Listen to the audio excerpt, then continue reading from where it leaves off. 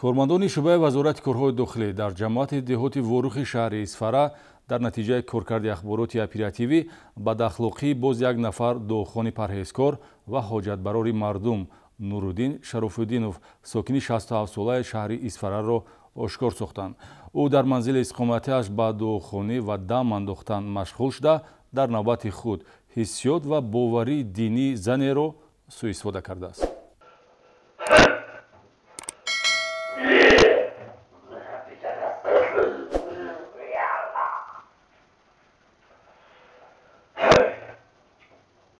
ҳамин гуна амалҳои ғайриоддиву зидди ахлоқӣ ва дигар кирдори бешармонаву моилкунанда ба муносибати маҳрамона аз усулҳои табобатӣ шаҳрванд Шарофиддинов Нуруддин Салоҳиддинович соли таваллудаш 1954 истиқоматкунандаи шаҳри Исфара аст ки бо истифода аз ҳиссиёт ва боварии динӣ нисбати корафтодаи ҷинси зан сурат гирифтааст. кирдори ба ҷомеа хавфнок бо баргузории чорабиниҳои оперативӣ ҷустуҷӯӣ аз тарафи кормандони шӯъбаи вазорати корҳои дохилӣ дар ҷамоати деҳоти ворухи шаҳри Исфара ошкор гардид.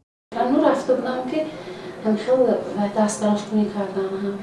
Не хел накунем, ман одами занаки хелш вани ман оиладор бунда. Не дасти мананда нораша, ин барои шумо шифо мешавад. Ман бисёр занакой мемонам. Ман бисёр занакой ки хеле ёфт. гумонбаршуда Нуруддин Шарофалдинов ки бо номи Домулло Эҳромуддин маъруф аст, ягон таълимоти динӣ надорад ва дар манзили иқоматиаш воқеъ дар кӯчаи 8 марти шаҳри Исфара ба дуохонӣ ва дам андохтан машғул шуда бо сӯистифода аз ҳиссиёт ва боварии динӣ нисбати ҷавонзани ҳамин минтақа ҳаракатҳои хусусияти шаҳвонӣ дошта содир ва ӯро ба ҳамхобагӣ моил кардааст. ин дар ҳолест ки ин нафар худро инсони тақводор вонамуд карда ҳангоми суҳбат зино ва амалҳои фосихонаро комилан маҳкум менамояд. зино ҳаром. як тага одами инсон зино кунад, 40 та йигиту куштагӣ бавим.